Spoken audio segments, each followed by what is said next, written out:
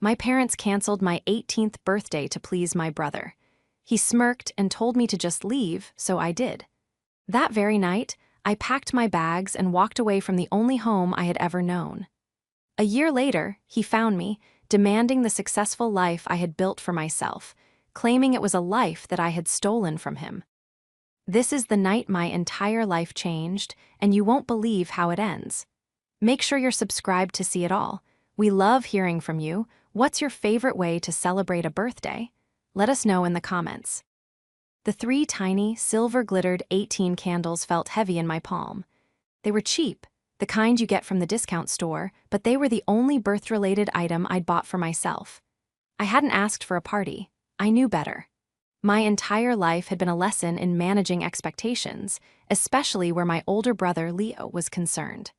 A party was just going to be my best friend, Chloe, coming over for pizza and a $3 cake. It was pathetic, really, for a legal adult, but it was mine. I was in my room, supposedly studying for a calculus final, but my mind was elsewhere. I was mentally calculating the hours until I could finally, legally, be my own person. In just 8 hours at midnight, I would be 18. I was staring at my laptop screen, not at calculus problems, but at an email I'd read at least 50 times. An acceptance. A full-ride scholarship. A key to a door I hadn't been sure would ever open. I was so lost in the glow of the screen, so wrapped up in the fantasy of freedom, that I didn't hear my mother, Diane, knock. She didn't wait for an answer, of course. The door swung open, and she stood there, her arms crossed, her face set in that familiar mask of polite inconvenience. "Ilara, I need to talk to you," she said. Her voice was too calm, a warning siren I had learned to respect. I minimized the email window, my heart sinking. "What's up?" "About tomorrow," she said, sighing as if the word itself was a burden. "Your get-together, we're going to have to cancel it." I stared at her. The words were simple, but they didn't compute. "Cancel it? It's just Chloe. We're just ordering a pizza." "Leo has a huge exam on Monday," Diane said, already turning to leave as if the explanation was obvious and final.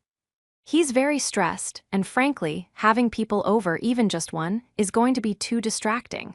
He needs quiet to focus."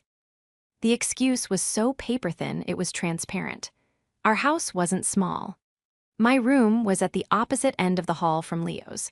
He regularly blasted video games at full volume, the sound of gunfire and his own shouted curses echoing through the walls while I was trying to study, and my parents never said a word. "Mom, he's 20 years old," I said, my voice rising despite myself. "He can't handle me and Chloe eating pizza in the kitchen. It's my 18th birthday." Diane turned back, her eyes narrowing. "Don't take that tone, Ilara. Your brother is under a lot of pressure. His business degree is very demanding."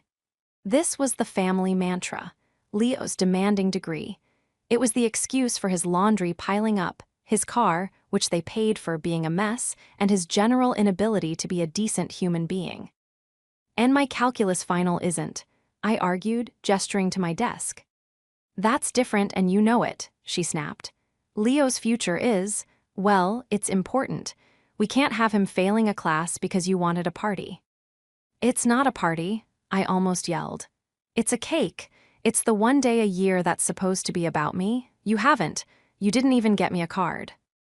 It slipped out, a moment of weakness, and she pounced on it. "Oh, don't be so dramatic. You're not a child. We'll celebrate some other time. Maybe next month." We both knew next month meant never. Next month was a graveyard of broken promises and forgotten events. "Fine," I said, the word tasting like ash. "Whatever." She nodded, satisfied. "Good, just text your friend and tell her it's off." She shut the door, leaving me in the silence. I sat there for a full minute, the glitter from the tiny candles digging into my palm. I felt the familiar burn behind my eyes, the prickle of tears I'd spent a lifetime learning to swallow. This was it, the final proof. I wasn't a daughter, I was an inconvenience. An extra, a supporting character in the Leo show. I stood up, my legs feeling shaky, and walked out of my room.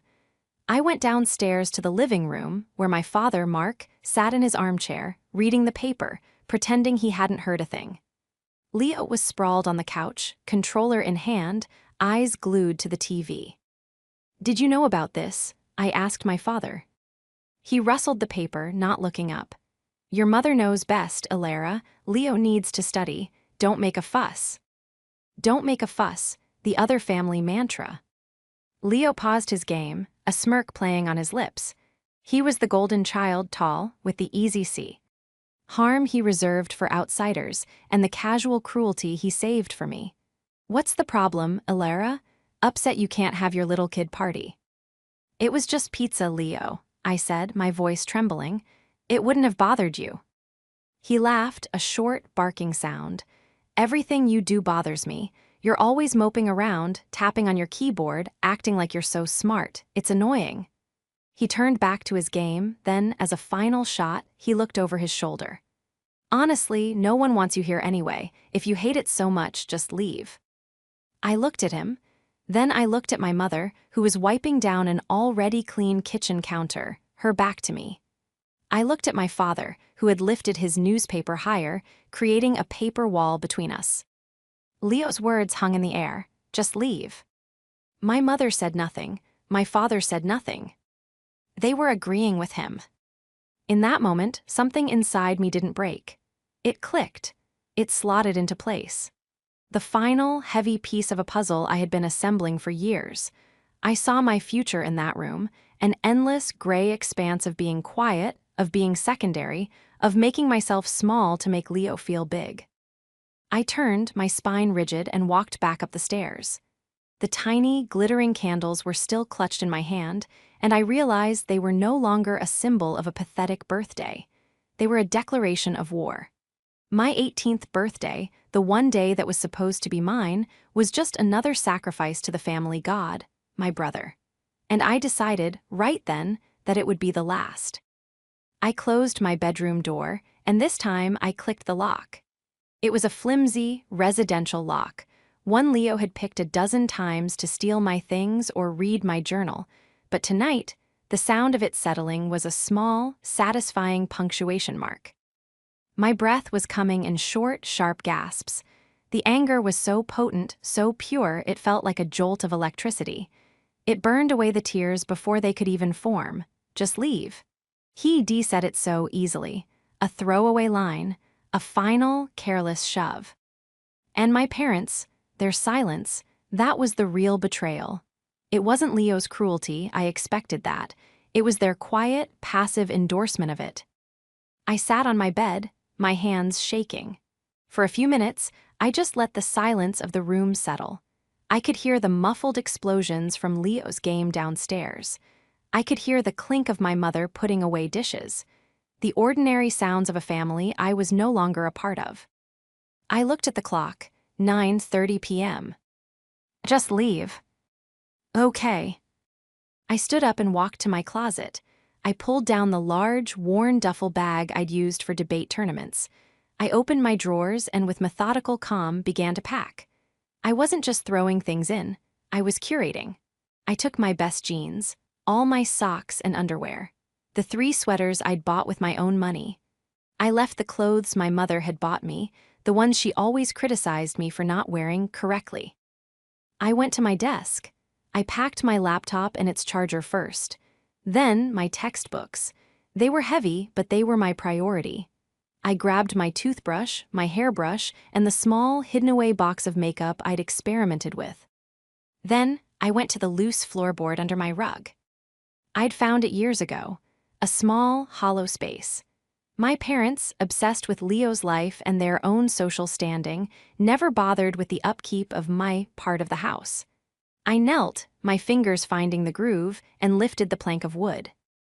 Inside was a faded, floral-patterned tin box. I opened it. On top was a passbook for a bank account my parents didn't know existed. Beside it was a small, folded letter. I opened it, though I knew it by heart. It was from my maternal grandmother, Nana Rose, who had passed away 3 years ago. She had always seen me. While my parents cooed over Leo's C+ report cards, she would slip me $20 bills for my straight A's. "My dearest Alara," her looping cursive read, "I've left you a little something. Your mother will say it's for the family, and your father will say it's for Leo's education. It is for neither. It is for yours. You are the clever one, my dear. Don't let them dim your light. Use this to get away and build something for yourself. Don't look back. Inside the bank book, the balance read $10,432. Her little something, $10,000, and the $432 I'd added from my secret, under-the-table job coding websites for a local developer. Beneath the bank book was my passport, my birth certificate, and my social security card, which I'd lost 2 years ago and then found and hidden. And underneath that, folded into a neat square, was the acceptance letter. The full-ride scholarship to a university 3 states away. Not the local community college my parents had insisted was good enough for me. I put the tin box in the bottom of my duffel bag. I looked at my shaking hands, at the packed bag, at the room that had been my prison. I looked at the smug, smirking face F my brother in my mind's eye. I looked at my mother's cold indifference and my father's weak-willed silence. They all just stared, expecting me to cry and go to my room. Expecting me to swallow this, just as I'd swallowed every other injustice. But they had forgotten one crucial thing. They had forgotten Nana Rose. They had forgotten that I was smart enough to get a job they knew nothing about. They had forgotten I was capable enough to apply for scholarships in secret. They had forgotten that while they were busy building Leo's future, I had been quietly, meticulously building my own. They thought I was a prisoner in their house. They had no idea I'd had the key in my pocket for months, just waiting for the right moment to use it. Leo hadn't banished me. He had, with one final, arrogant push, given me the only thing I'd ever truly wanted from him: permission to leave. As I zipped the duffel bag, the final, metallic rasp felt deafeningly loud in the quiet of my room.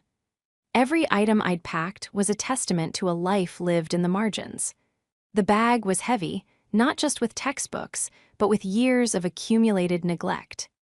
My brother Leo was the sun. We were all expected to be his planets, orbiting his needs, his moods, his demanding business degree. He wasn't just the golden child, he was the only child in their eyes. I was just a helper. I remembered when I won the state-level coding competition in 10th grade. The prize was $500 and a plaque.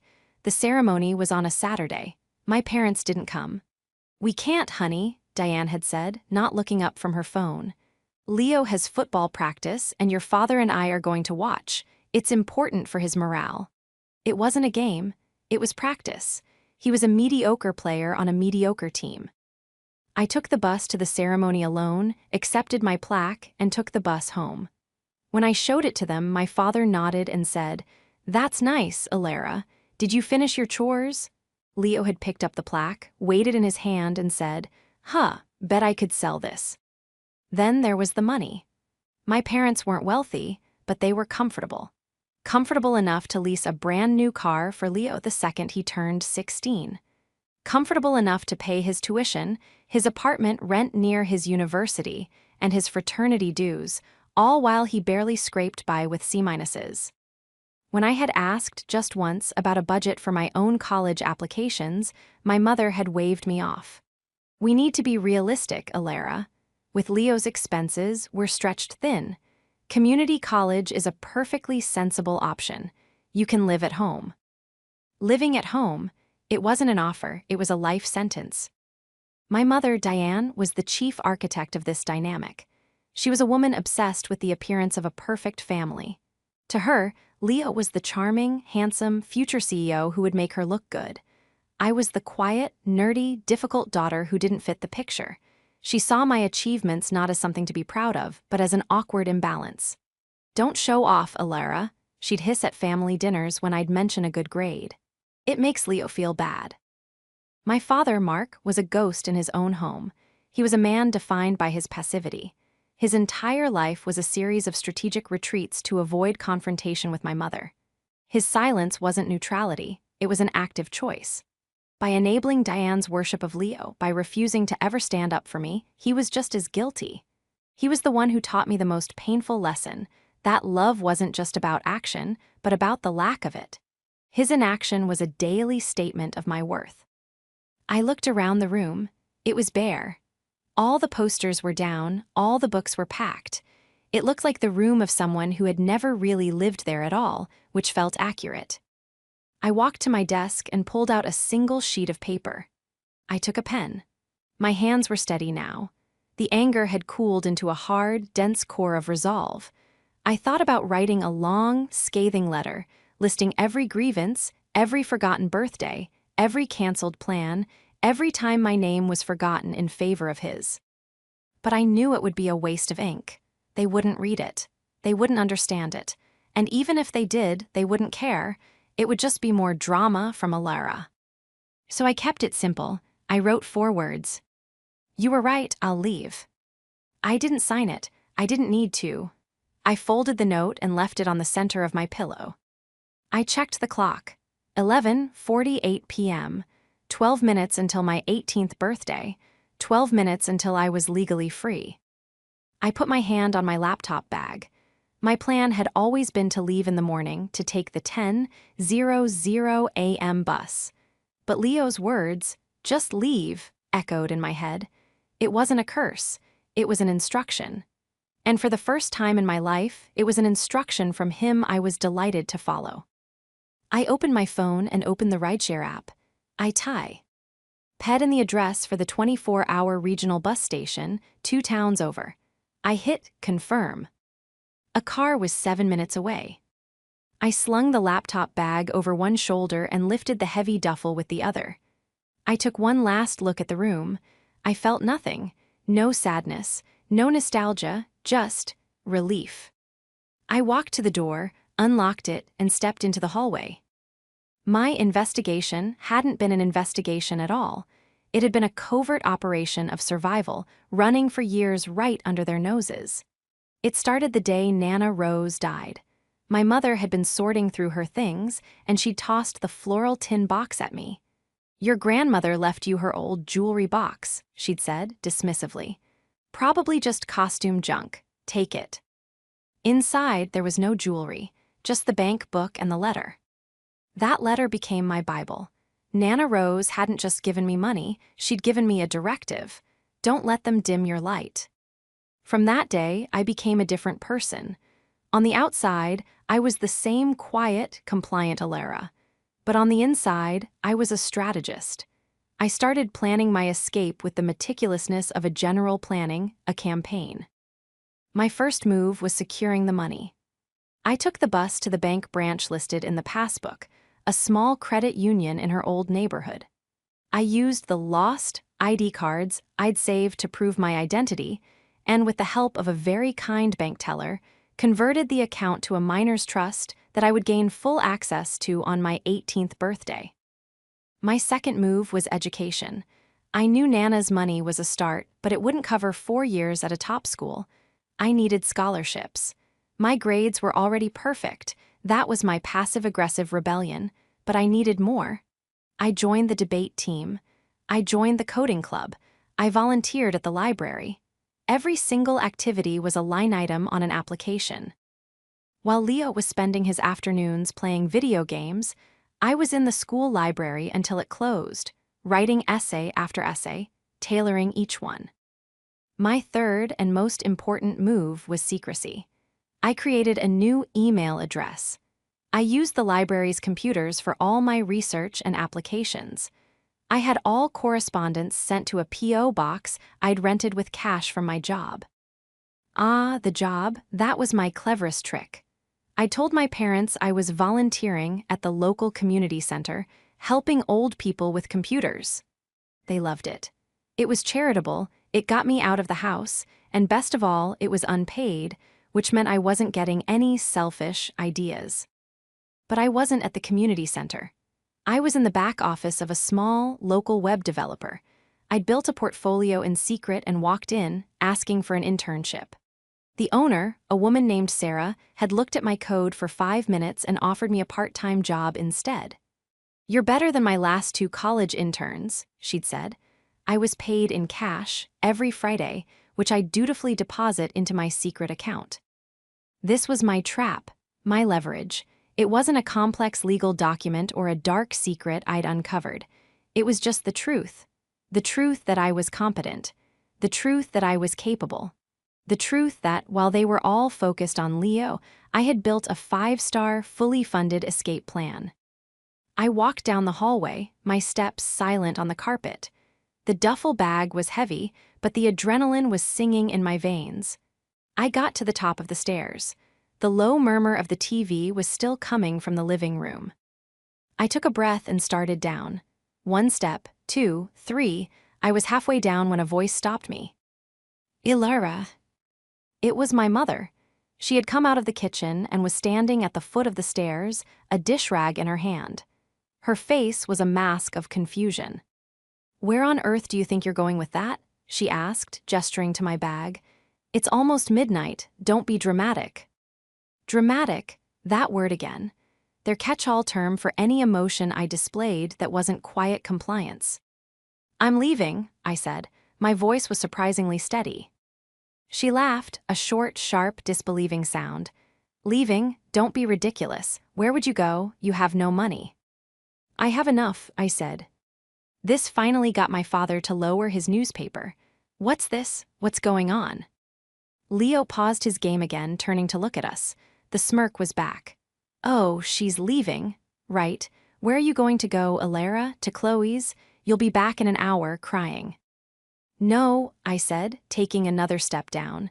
I was at the bottom now, standing on the entryway tile just a few feet from the front door. "I'm not going to Chloe's, and I'm not coming back." The amusement on their faces began to curdle. My mother's disbelieving smile tightened. My father's brow furrowed. Leo, for the first time, actually looked intrigued. "Stop this, Ilara," my mother commanded, dropping the dish rag on the hall table.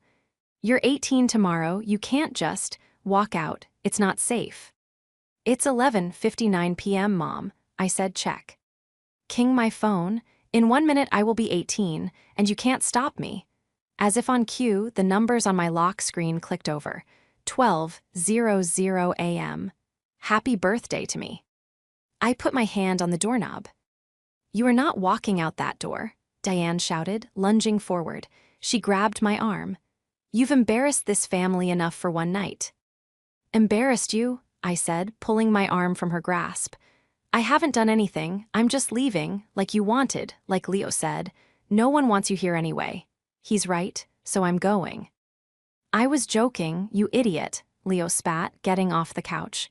"You're really going to leave because of a joke? You're pathetic." "It wasn't a joke," I said, looking straight at him. "It was the first true thing you've said to me in years, and I'm taking your advice." "Ilara, think about this," my father said, finally standing up, using his reasonable voice. "Your mother is upset. We're all upset. You can't just disappear. What about your studies? What about college?" "What about it?" I asked. "You told me community college. You told me to be realistic." "Well, yes," he stammered, "but you can't pay for that on your own." "That's where you're wrong." This was the moment, the reveal. I unzipped the small front pocket of my duffel bag and pulled out the floral-patterned tin. I didn't open it, I just held it up. "You remember Nana Rose's costume jewelry box, Mom?" Diane's eyes widened. She knew. In that instant, she knew exactly what she had done. She left you that junk," she said, her voice weak. "She left me $10,000, actually," I said. The room went dead silent. Even Leo's game, left on pause, seemed to be holding its breath. "She left it for my education. She knew you'd try to take it for Leo. Her letter was very specific." My mother's face went white, then a blotchy, furious red. "That money, that was for the family. You are selfish. A selfish, ungrateful child. We fed you, we clothed you." "You gave me scraps," I said, my voice low and shaking with a year's worth of fury. "You gave me leftovers. You gave me Leo's hand-me-down attention. I've been paying for my own clothes, my own school supplies, my own everything for 2 years. With a job you thought was volunteering." You lied to us," my father whispered, looking genuinely wounded. "You lied to me," I shot back. You told me I wasn't worth a birthday cake. You told me my future wasn't as important as his. You told me to be quiet, to be small, to make no fuss. I'm done. I'm done with all of it. My phone buzzed in my pocket. My ride was here. You can't, my mother whispered, her anger suddenly collapsing into a strange, desperate panic. You can't just leave. What will people say? And there it was, not "we love you," not "please stay," not "we're sorry," but "what will people say?" I guess you'll have to find out, I said. I opened the front door. The cool night air hit my face. It was the air of a new world. I saw the headlights of the car waiting at the curb. "Ilara," my father yelled. "If you walk out that door, don't you ever come back," my mother shrieked. It was a threat, but it sounded like a promise. Leo just stood there, his mouth slightly open, the smirk finally gone. He looked confused, as if his entire world had just tilted off its axis. He had pushed, and for the first time, I hadn't just bent. I had broken free. "Goodbye," I said. I stepped out onto the porch. I walked down the path, my duffel bag bumping against my leg. I opened the car door, threw my bags in the back, and got in. "Bus station?" the driver asked. "Yes, please." As we pulled away, I looked back just once. My mother and father were standing in the doorway, framed in the yellow light, looking small and furious. Leo was standing behind them, just a shadow in the hall. I turned my face forward and never looked back. The first few months were a blur of terrifying, exhilarating freedom. The bus ride was 12 hours of cramped seats and bad coffee, but it was the best 12 hours of my life. I arrived in a new city, a new state, with 2 bags and a bank account. My case for my new life was built on pure, unadulterated work. I checked into my dorm, a tiny, cinder-block room I shared with a girl who was blissfully normal, and I got to work. My scholarship covered tuition and the dorm, and Nana's money was my living fund. I was careful with every penny, living on instant noodles and library coffee. I got a campus job in the university's IT department, my experience from Sarah's office making me an easy hire. I excelled in my classes. Computer science it was like breathing. It made sense. The logic, the structure. If you put in the right code, you got the right result.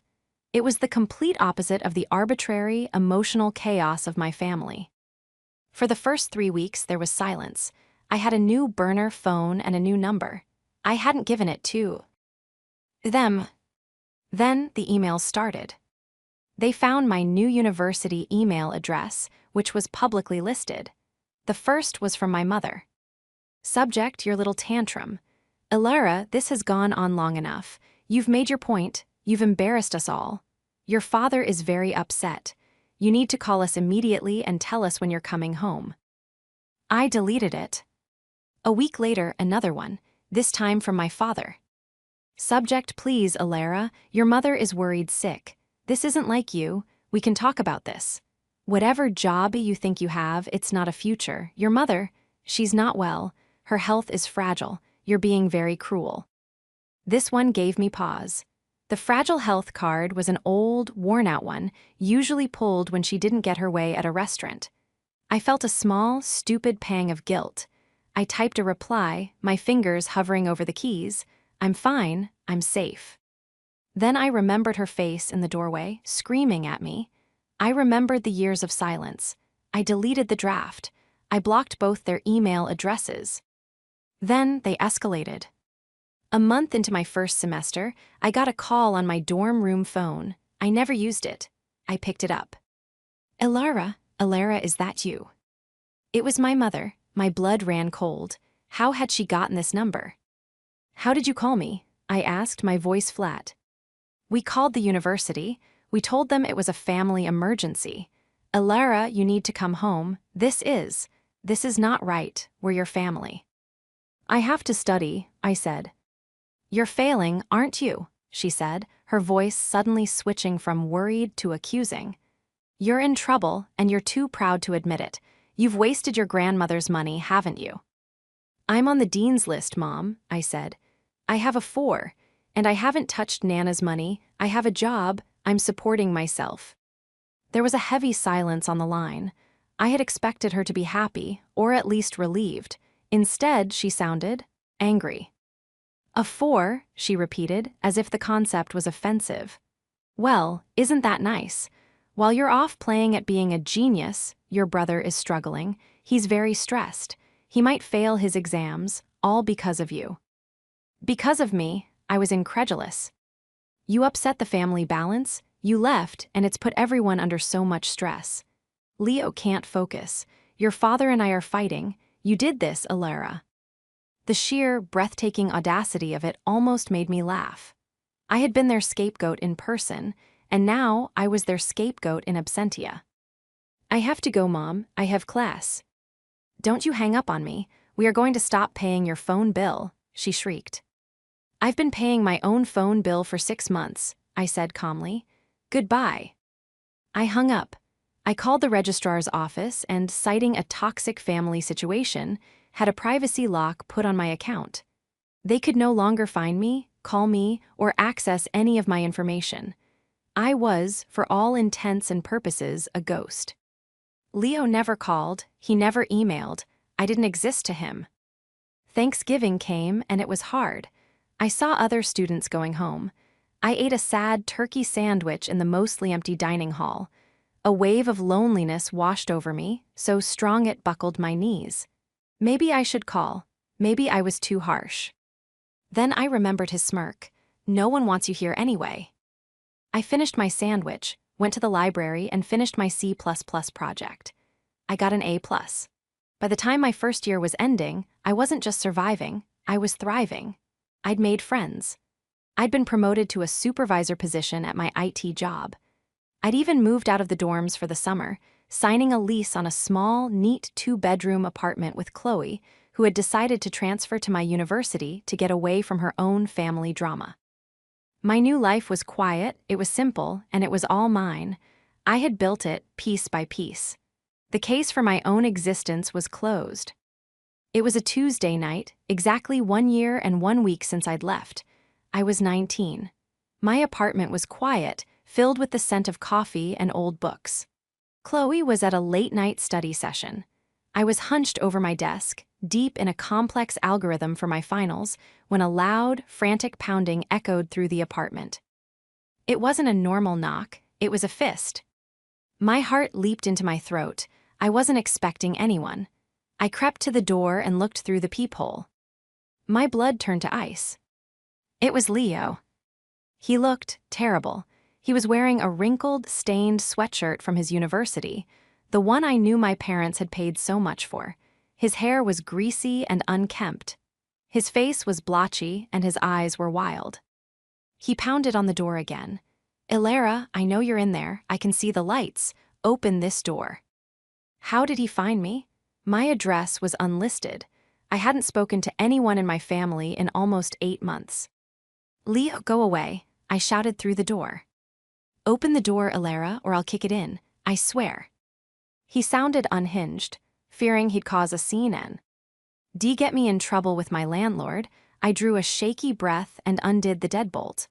I opened the door just a crack. He shoved it open, stumbling into my entryway. The smell of stale alcohol wafted off him. Wow, he breathed, his eyes darting around my small, clean living room. He looked at the bookshelf crammed with textbooks. He looked at my neat desk with its dual monitor setup. He looked at the framed photos of me and Chloe laughing. What is this? He whispered, his voice trembling. How did you get all this? It's an apartment, Leo, I said, crossing my arms. What do you want? How did you find me? Chloe, he spat. She still has her same hometown number. I told her you were in an accident, that I needed to find you. He had tricked my best friend. The rage that filled me was so hot it almost choked me. You need to leave, I said, my voice dangerously calm. Leave, he shrieked, his voice cracking. I'm not going anywhere. This should be mine. He gestured wildly at my apartment, at my books, at my life. What are you talking about? I asked, completely baffled. This is my apartment. I pay for it. With what money? He demanded. You stole it. You stole Nana's money. That was family money. Dad told me. You took it and you ran and you left us with nothing. I left you, I said. Leo, I took exactly what was mine. Money she left me. Money I earned. Lies, he screamed.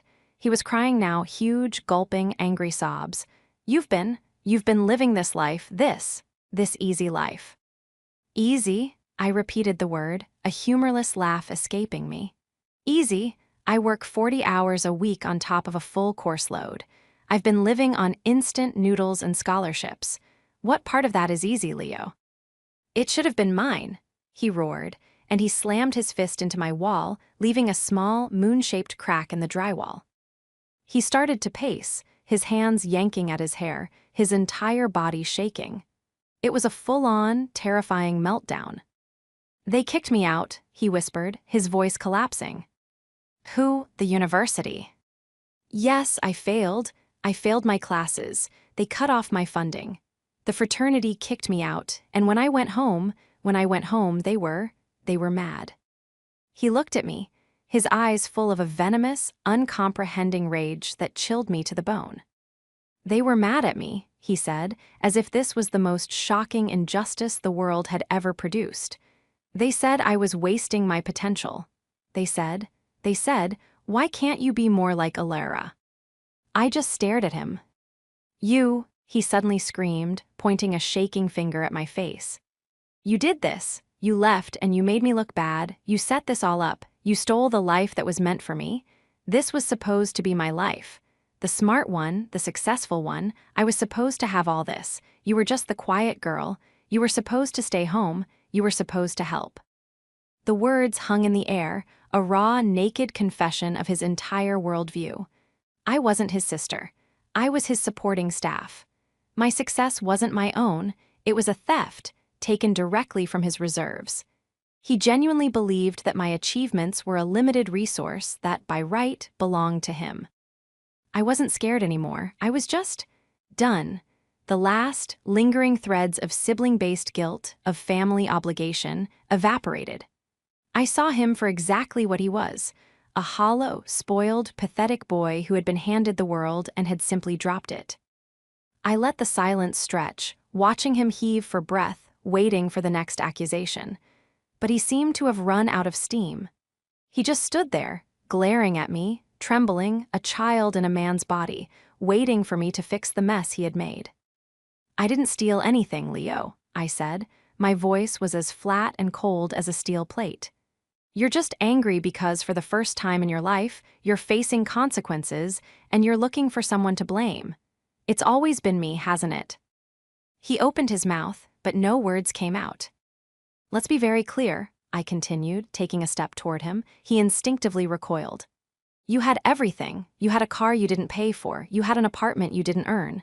You had 2 parents who canceled my 18th birthday, the one thing I ever asked for, just so you wouldn't be stressed. You had every advantage, every privilege, every cent they could spare. And you wasted it.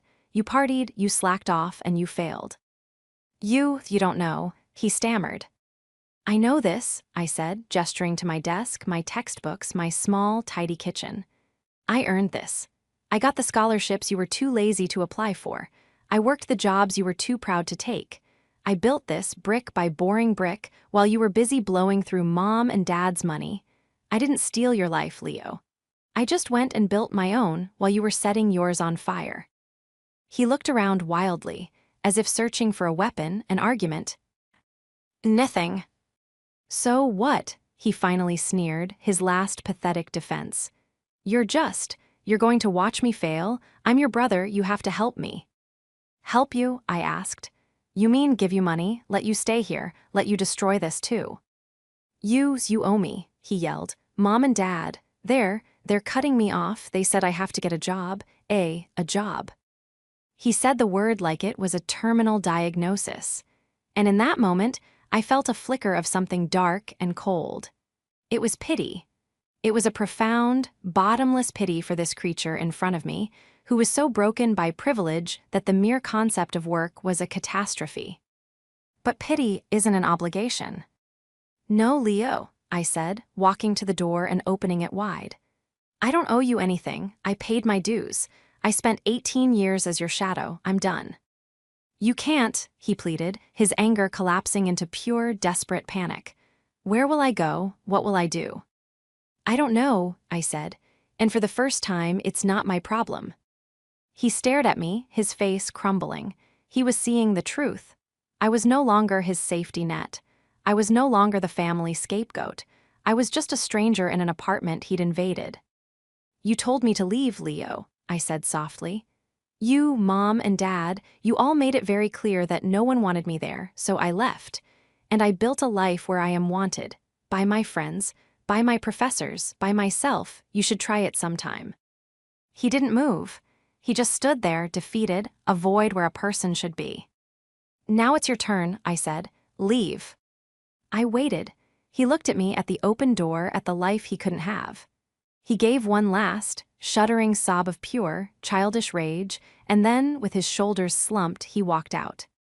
I watched him go down the hall. He didn't look back. I closed the door. I turned the deadbolt, the click loud and final in the quiet apartment. I leaned my forehead against the cool wood, my own legs suddenly shaking. I had done it. It was over. I walked to the wall where his fist had left the crack. I touched the damaged drywall. It was a small thing. I could fix it. I had the tools. I could fix anything. I went back to my desk, sat down, and turned back to my algorithm. I had a final to pass. My vindication wasn't in his failure. It was in my own, quiet, unassuming